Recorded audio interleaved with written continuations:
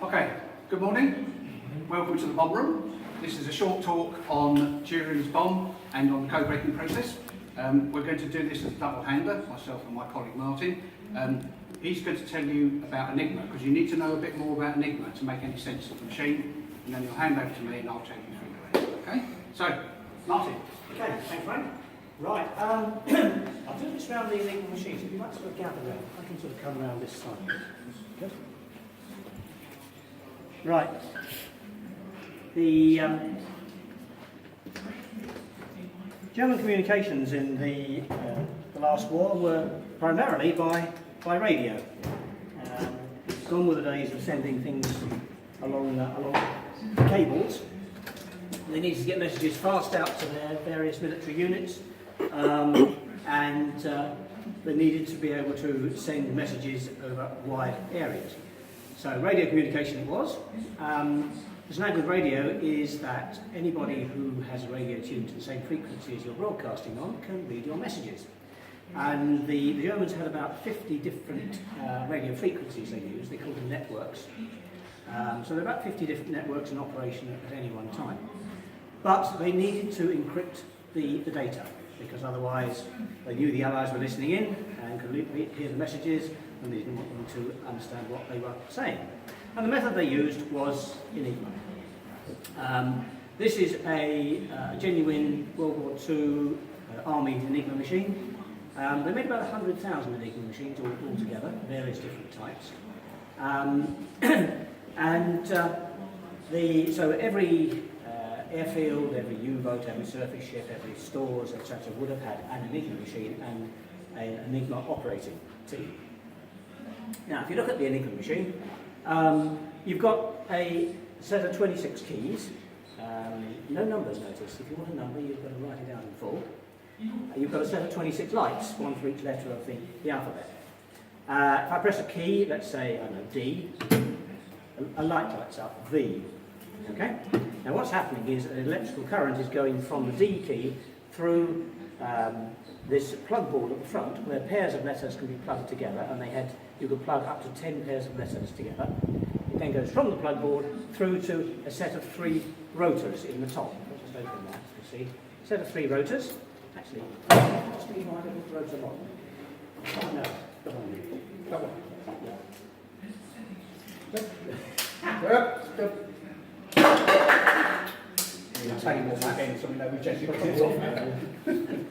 Right, okay. Set of three rotors. Each rotor is a scrambler in itself. So each rotor, they won't let me take them out of the machine, so I have to do this with a little model. You've got 26 electrical connections on this side, 26 on this side, and between the two is a complex set of wiring. So A might be wired to Q, B might be wired to L, etc. There were 5 rotors available for a 3-rotor Enigma. Sorry, is that in alphabetical order? You mean round here? Yeah. Yes. Yeah. Some of them use numbers, some of them use letters, but they were always in order. Each rotor was wired differently. Okay. Also, each rotor had a rotating ring of letters on it. So, and you could lock that in any one of 26 positions. So you had 26 relationships between the letters that on the ring and the electrical wiring in between. So the electrical signal comes in, it goes through rotors 1, 2, 3, goes into a thing called a reflector, where it's scrambled again, back through 3, 2, 1, back to the plug board, and finally lights a light up. Now, the other feature of Enigma is, you may have noticed when I press the key, that this rotor went round one click. I press it again, it goes round again, I get G. I press it again, I get R. In other words, every time you press a key, the wiring of the machine changes, and that completely negated previous methods of code breaking where you're looking at the frequency of messages and that sort of thing. The machine is different every time you press a key. That's one of the powers of the Enigma machine. Now, if you're going to send an Enigma message, you need 3 people. First person types in one letter at a time the message. Second person, looking over their shoulder, reads what's coming up on the lights, passes it to the radio operator, the third person, who sends it out Morse code. Of course, by then it's complete gobbledygook string of letters.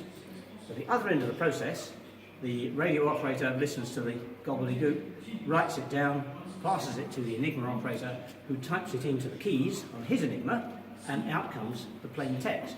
Now, in order for that to work, the 2 Enigma machines have to be set up exactly the same way. Okay?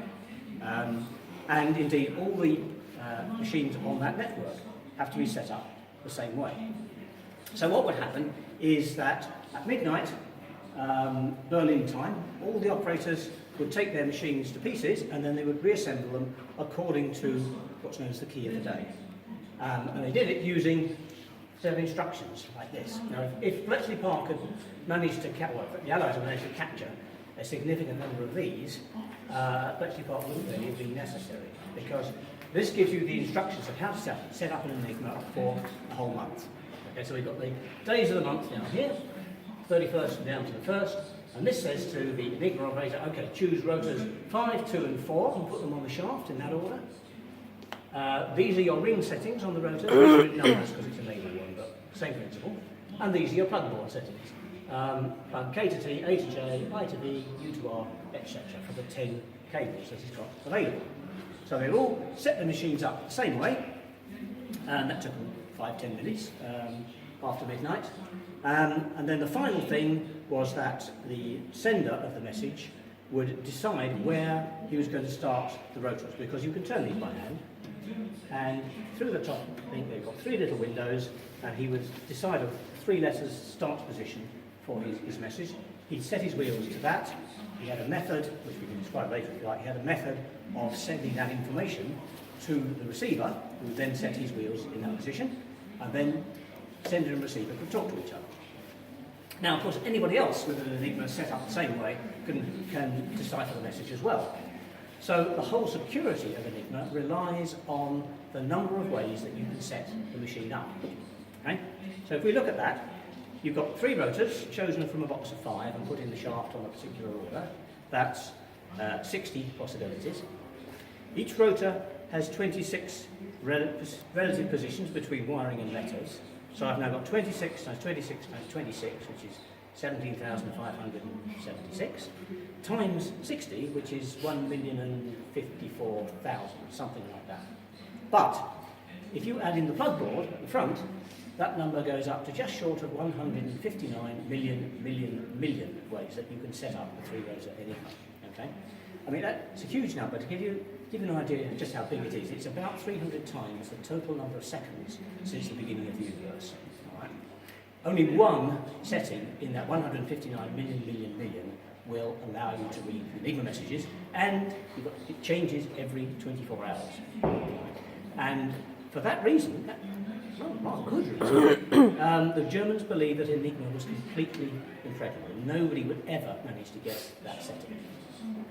Remembering also there are 50 networks, so there are 50 different settings to guess if you want to read them all. But they were wrong. Enigma has 2 weaknesses which Bletchley Park were able to exploit. And just how they did it, I'm going to hand back to my colleague Frank to tell you what they did. Thank you, Martin. The problem, this is the solution, all right? So, the output of the Enigma, as Martin said, is a series of cipher letters, okay? So this is the result of the Enigma operator typing in some unknown plaintext German, 1 letter at a time, the second German has written it down one letter at a time, okay? So you can safely send this out on the radio network, because even if it's intercepted, it's complete gobbledygook, all right? And without knowing the key of the day and the message setting, even if you've got your own template, you can't read it, all right? So this was the reason the Germans thought the thing was impregnable. Now, the reason it was important to break into it, really, was defined by Churchill. Churchill's view, if you do some Googling on him, you'll see his view was that if the Allies didn't break into the Enigma, the Germans would win the war. It's dark as that, okay? And what he was referring to was right at the beginning of the war, the U-boat captains were using the Enigma to signal to each other when they spotted a convoy. They would meet as a wolf pack and they were destroying the convoys, okay? And what Churchill said was, if the convoy system fails, that's the end. The Germans will win the war, all right? So it was imperative to break into this machine. The first attempt, they looked at this machine and they basically tried a thing called the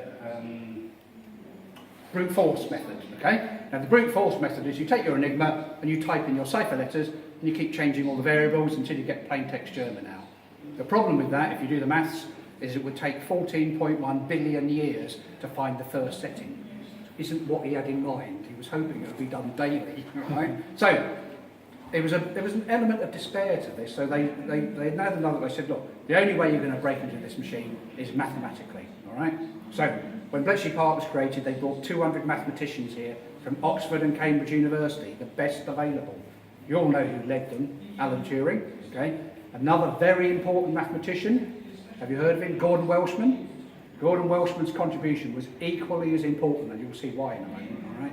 So, what did these mathematicians do? They examined the Enigma. Martin mentioned it. They made 2 observations about the machine, and from those observations, they built the attack, and it's called the probable phrase attack, right?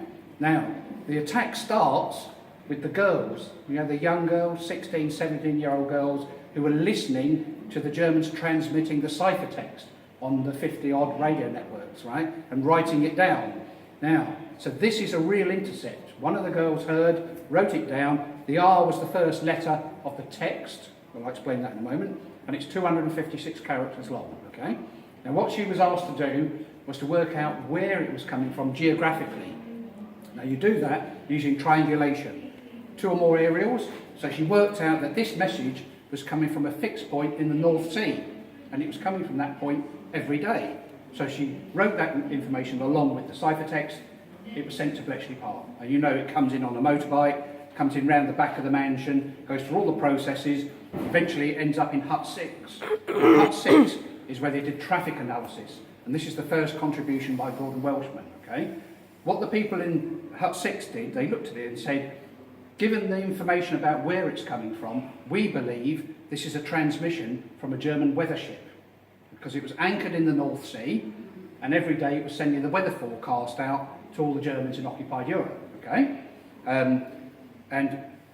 So they looked at this and said, so this is almost certainly the enciphering of that day's weather forecast in German, right? Now, that still can't be used for the attack, because it's too variable, the words in that. But what they also said was, the Germans had a propensity to put headers and labels on things, okay? They love to label a machine or label. So they said it's very likely, near the beginning of this message, is the enciphered version of a header that says weather forecast in German. This word, Wettervorhersage, okay? Now this is a nice big long word, lots of letters, okay? Which is what you want. So what the attack is very easy to say, it's very difficult to do, but it's basically run the Enigma backwards and say what daily setting had to be used so that when he typed in Wettervorhersage, 1 letter at a time, he got this sequence of cipher letters out 1 letter at a time. Because if you change the key of the day and type this in again, you'll get a different sequence of letters. So the sequence is a signature of the key of the day that was used. You got that? Okay. But to run the attack, you've got to line up the correct plain text letter with the cipher letter it was turned into. Otherwise it won't work. Now here's your problem. This is 256 characters long. It doesn't necessarily mean, because it's a header, that the W lined up under the R. Because the Germans often used to put rubbish words in, or text, to confuse the issue. So it may be much further down than you would expect, all right? So here's your problem. So what Turing in particular said was, line it up under the first letter and then ask yourself the question, is it feasible that the Enigma turned Veta Saga into this sequence starting with the R, all right? Because if it is feasible and you find it, you found the key of the day, all right? Now, you've no idea whether that's the correct position. So what he said was, you can use the second observation.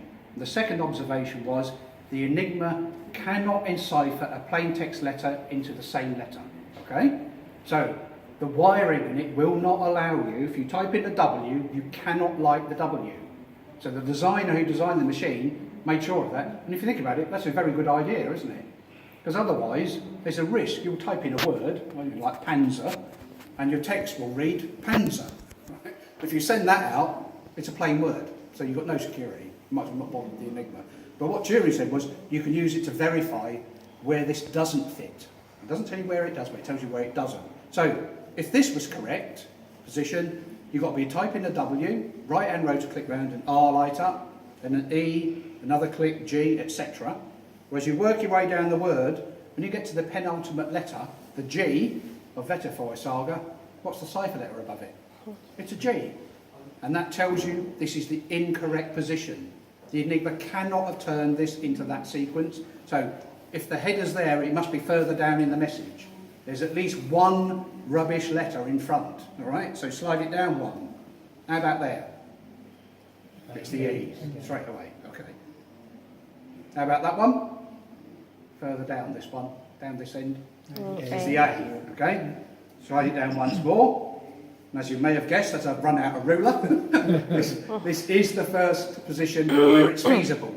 It doesn't mean it's right though, okay? Because I could, if I had a longer ruler, I could slide it down another few letters, it would fit there as well. So there's maybe 5 or 6 places it would fit, because you don't know how much he put in the front to pad it out. So, but this is the first occurrence, so you can try this. Now, what you'd have to do is take your Enigma, keep changing all the variables until you can find a setting where when you type in the Veta Saga, you get that sequence out. That will be the key of the day they use. Now, the problem with doing that is you don't know the message setting. You remember it, Martin told you? This is the picture of it. So, having set the key of the day, the machine looks like that. And when he sets that message setting, he manually turns those 3 wheels. Now, those 3 letters he's used, A, B, D, have defined the initial wiring position. All right? That's all it does. So that when you press your plain text letter, you know from a given wiring pattern, it steps on once each time. All right? And that's the important bit. So at the far end, when he's deciphering it, he has to know the key of the day, and he has to know where to start these 3 from. So that when he types in the cipher text, the wiring steps around correctly.